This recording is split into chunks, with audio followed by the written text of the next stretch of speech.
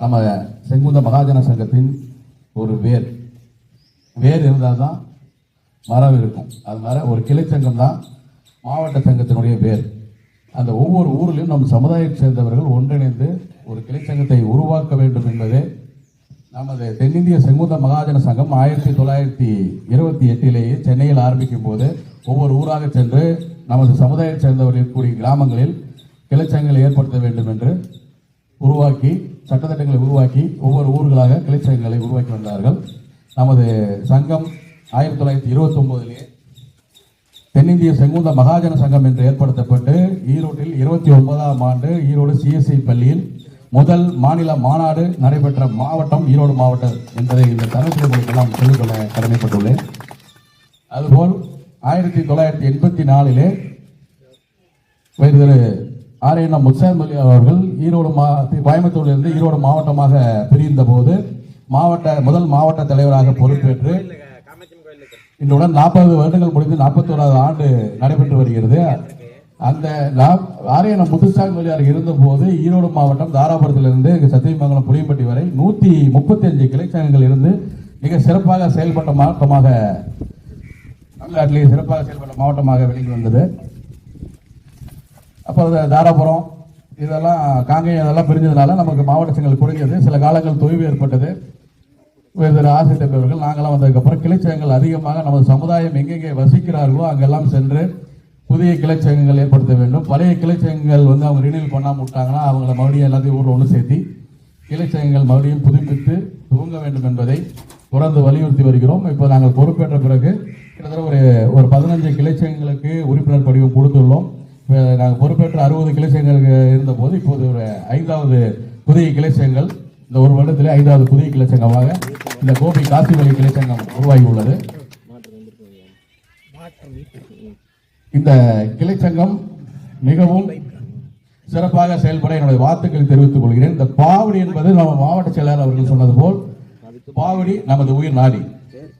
குலதெய்வம் எப்படியோ அது மாதிரிதான் பாவடி நம்ம விட்டு போச்சுன்னா சாமி நம்மளுக்கு குலதெய்வ சாமி நம்மளுக்கு போறோம். மனசுல இதெல்லாம் வச்சுங்க. இந்த பாவடிங்கிறது நமது சமுதாயத்தை சேர்ந்த அனைவருடையும் சொத்து. யார் தனிப்பட்ட சொத்தும் கிடையாது. இதை குலதெய்வத்தை நம்ம எப்படி நமக்கு அப்புறம் நம்ம தாத்தா பாட்டு இருந்தோம்னா அதுக்கப்புறம் நமக்கு அப்புறம் நம்ம பையன் பேரை வம்சாவளியா நம்ம சாமி போட்டுருமோ அது மாதிரிதான் பாவடி. அந்த பாவடியை கட்டி காப்பாற்ற வேண்டியது நம்ம சமுதாயத்தினுடைய சேர்ந்தவுடைய கடமை. அதனால் அந்தந்த ஊரில் இருக்கக்கூடிய நம்ம சமுதாய சார்ந்தவர்கள் தனக்கு என்ன அப்படின்னு இல்லாமல் பாவடியை காப்பாற்றுவதில் நாமும் உறுதுணையாக இருக்க வேண்டும் என்பதை இந்த தருணத்தில் தெரிவித்துக் கொள்கிறேன். மேலும் நாம சும்மா இன்னைக்கு சாதாரண சமுதாயம் கிடையாது. அதாவது முருகனுக்கு போர்படை தலைவர்களாக இருந்த வீரபாகு உள்ளிட்ட செங்குந்தன் அவர்களுடைய வம்சம். ராஜராஜ சோழனுக்கு போர்படை தலைவர்களாக இருந்த வம்சம். வீரம் விவேகம் எல்லாமே நிறைந்த வம்சம். இந்த நெசவு தொழில் நமக்கு எதுக்கு நமக்கு சொன்னாங்கன்னு சொல்லுங்க பார்க்கலாம். நாம தான் மதிநுட்பத்தோட இந்த நெசவு கைத்தறி நெசவு சாதாரணமா எல்லாரும் செஞ்சிட முடியாது. ஏகப்பட்ட வேலைகள் இருக்கு. அது நம்ம சமுதாயம் தான் செய்ய முடியும். அறிவார்ந்த சமூகம், நுட்பமான சமூகம், நாம தான் செய்ய முடியும்னு சொல்லி அந்த காலத்துல மக்களின் மானத்தை காப்பாற்றக்கூடிய கைத்தறி நெசவு தொழிலை செய்து வந்த சமூகம் நம் செங்குந்த சமூகம் என்பதை இந்த தருணத்திலே சொல்லிக்கொள்ள கடமைப்பட்டுள்ளேன். அதனால் நாம் ஒன்றும் சாதாரண சமுதாயம் அல்ல. அதே போல் எந்த சமுதாயத்தையும் இவங்க நமக்கு கீழே இவங்க நமக்கு மேல அப்படி இல்லை. எல்லா சமுதாயத்தையும் நம்ம சரிசமமா மதிக்கிறோம்.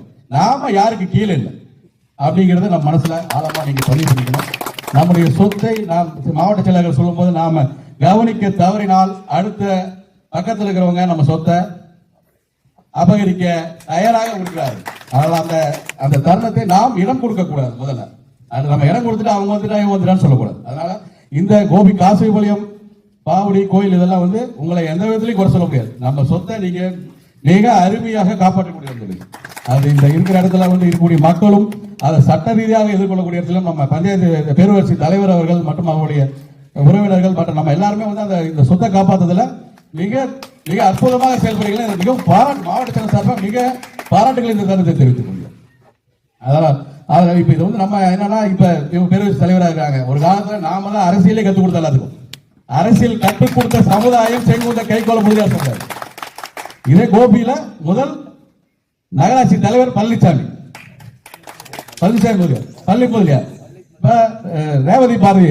ரேவதி பாரதி முதல் பெண் நகராட்சி தலைவர். எம்எல்ஏ நாம இருந்திருக்கோம், எம்பி இருந்திருக்கிறோம்.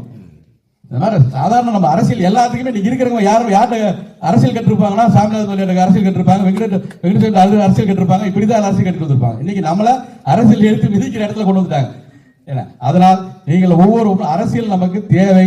நம்ம சமுதாயத்தை சேர்ந்தவர்கள் அரசியல் கட்சியில் இருக்கும் போது அந்த இடத்தில் நம்ம ஜாதியை மட்டும் பார்க்க வேண்டும். எந்த சமுதாய ரீதியாக வந்தாலும் நம்ம சமுதாயம் சேர்ந்தவர்கள் வெற்றி பெறும் என்று ஒற்றுமையாக செயல்பட வேண்டும்.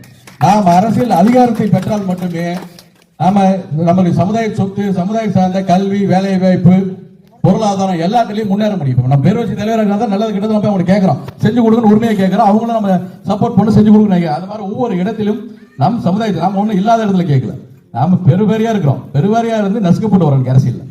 அரசியல் அதிகாரம் என்பது நம் சமுதாயத்துக்கு தேவை.